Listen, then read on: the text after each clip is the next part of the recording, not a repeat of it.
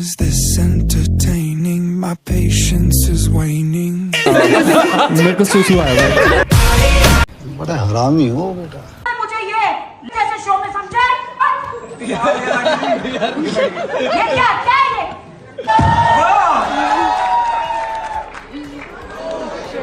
कुर्सी लेके चले गए तुम। Anything could happen, anything has happened. You witnessed history. Thank you so much. रोगी बाबा, बहुत बड़ा रोगी बाबा। बाबा और बाबा तुम्हारे भूख नहीं लगी तो हम क्या करें? मजा आया।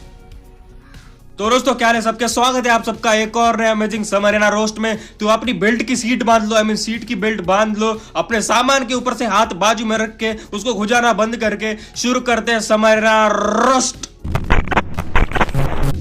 और इस दीपक कलर की झाड़ गिनने वाले इंसान के बारे में क्या ही बोले। देखो ये किसी की डिसेबिलिटी के ऊपर मजाक उड़ा सकता है, किसी के कलर के ऊपर मजाक उड़ा सकता है, किसी के लिए इंसिक्योरिटी के ऊपर मजाक उड़ा सकता है और उसको बोल सकता है क्या क्रेजी जोक मारा है भाई, ओ माय गॉड क्या ही क्रेजी कर दिया है भाई, क्रेजी।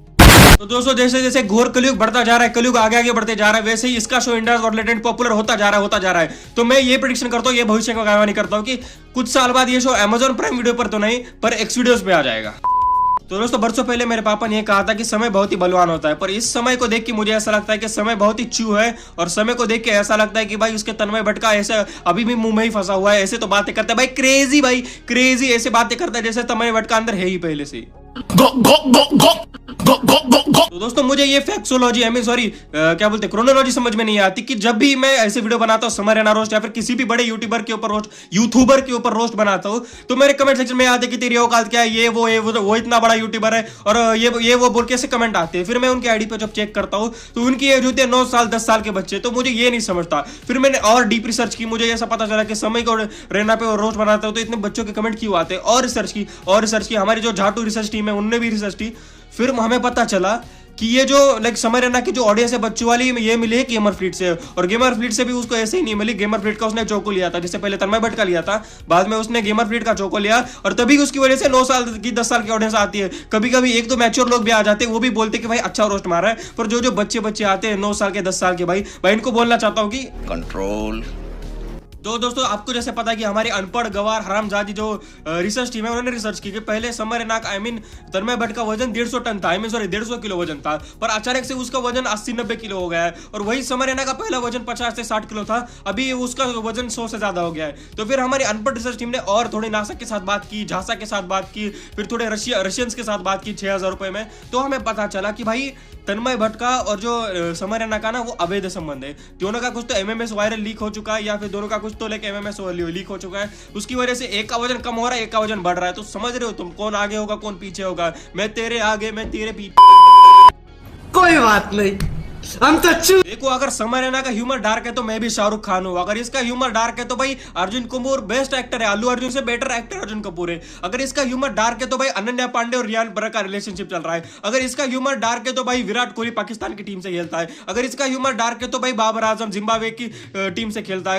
अगर इसका ह्यूमर डार्क है तो भाई बेन स्टोक्स ऑस्ट्रेलिया की टीम के खिलाफ शतक मारता है। अगर इसका ह्यूमर डार्क है तो भाई USA के लोग काले दिखते हैं। इसका ह्यूमर अगर डार्क है तो यूरोप में भी अफ्रीकन रहता है। इसका ह्यूमर डार्क है तो इसकी माँ का दिमाग कंट्रोल।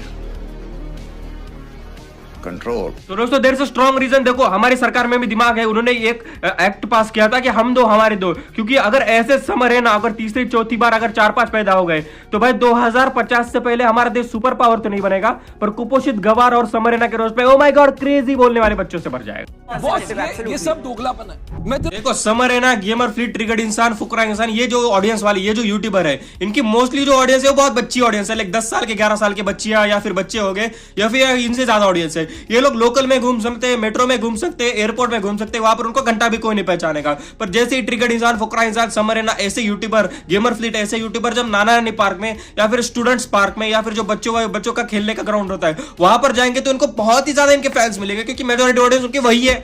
हमारे जैसे अडल्ट लोग 18+ लोग इनको जानते भी नहीं है, मालूम, जो बहुत कम जानते हो। ट्रिगर्ड इंसान की एंगेजमेंट हो गई मुझे अभी 2 दिन बाद पता चल रहा है, क्योंकि मैं उसका कंटेंट उतना देखता ही नहीं। पर मैं देख रहा हूँ कि इतने बच्चियां लोग या फिर छोटे छोटे बच्चे लोग, भाई मैं यहाँ पर खेलने जाता हूँ ग्राउंड पे, वहां पर बच्चे को मारोगे, ट्रिगर्ड इंसान की मैरिज हो गई, एंगेजमेंट हो गई। भाई कैसे भाई इतनी बच्ची ऑडियंस कैसे? देखो बच्ची ऑडियंस से पैसा तो मिलता है भाई, मुझे भी चाहिए बच्ची ऑडियंस। जो भी बच्चे देख रहे हैं 12-14 साल के, मुझे सब्सक्राइब करो, लाइक करो, और मेरे नाम से आके किसी दूसरे यूट्यूबर को गालियां दो जो मुझे मेरे ऊपर रोस्ट बनाएगा। देखो ये ऐसे जोक मारता और ऐसे दिखता है ना भाई, अजय देवगन तक इस पे विमल ना थूके। और देखो किसी की डिसेबिलिटी के ऊपर हंसना, किसी के ऊपर मजाक उड़ाना, देखो कॉमेडी का एक पार्ट होता है डार्क कॉमेडी। पर इंडिया में मुझे लगता है कि डार्क कॉमेडी नहीं चलेगी, क्योंकि यहाँ के लोग ज्यादा ही सेंसिटिव है और ज्यादा ही, अभी देखो सेमा रहने की वजह से वो कम सेंसिटिव हो रहे हैं। पर देखो ये केनिया में तो नहीं रहते, अपन युगांडा में तो नहीं रहते कि भाई ऐसे किसी के ऊपर स्किन कलर के ऊपर मजाक उड़ाना। देखा है मैंने 4-5 बार, उसके जोक्स भी देखे। या फिर एक कंटेस्टेंट आया था, उसके डिसेबिलिटी के ऊपर मजाक उड़ाया था। ऐसे ये अंडरस्टैंडेबल नहीं है, किसी भी रेफरेंस में ये अंडरस्टैंडेबल नहीं। मेरे को एक चीज समझ नहीं आती है, मिस्टर बीस्ट और केएसआई जैसे गोरी चमड़े वाला या फिर बाहर से तो इंग्लिश बोलने वाला अगर इंसान दिखता है, तो अपने यूट्यूबर जो झुकते हैं वो लोग अगर हाथ देंगे ना, अगर अंग्रेज यूट्यूबर हाथ देंगे तो ये कान पे बैठ के मूदते हैं। भाई ऐसे यूट्यूबर है आपने, देखो इनको अगर दिख जाए, देखो कितने ही पोस्ट डाले होंगे केएसआई मिस्टर बीस्ट ने समर रैना के साथ, या फिर अपने यूट्यूबर जो मिलने गए थे उनके साथ, कितनी 1-2 पोस्ट। पर अपने यूट्यूबर ने पूरा कोलाज डाल दिया, स्टोरी, इंस्टाग्राम स्टोरीज, रील्स, ये वो बोल के सभी उनके यूट्यूबर के साथ कर दिया। भाई ये वो यूट्यूबर है भाई, कोई सेलिब्रिटी एक्टर या फिर शाहरुख खान जैसे लोग नहीं है, विराट कोहली जैसे लोग नहीं है, एथलीट नहीं है कि उनको इतना सेलिब्रेट करा जाए कि ओ माय गॉड मेरे फादर। भाई इसकी वजह से हमको लाइक हरामजादे का अंग्रेजों ने कॉलोनाइज किया था, इनकी वजह से, यही मेंटालिटी की वजह से कि हमको ऐसा लगता है कि भाई अंग्रेज है, इंग्लिश बोलता है तो भाई ये होशियारी होगा, गोरा है भाई, देखो गोरा है तो अच्छा होशियारी होगा, देख केएसआई तो गोरा भी नहीं, उसको क्यों इतना सॉरी मैं ही मजाक उड़ाता उसके ऊपर, मैं ही बोलता हूँ, जोक नहीं मारना चाहिए और मैं ही बोल रहा हूँ, सॉरी माफ कर दो। और मैं आखिर में अपॉलॉजी भी मांग रहा हूँ। देखो किसी को अगर बुरा लगा हो तो भाई मैं माफी मांग दो, अपने हाथ जोड़कर। देखो एक हाथ में मोबाइल पकड़ा है, हाथ भी नहीं जोड़ सकता। और चैनल को लाइक शेयर सब्सक्राइब कर दो, 1000 सब्सक्राइबर्स का टारगेट है वो भी कंप्लीट कर दो। मैं मिलता हूं अगले वीडियो में, तब तक के लिए बाय बाय, जय हिंद एंड आई रिजाइन।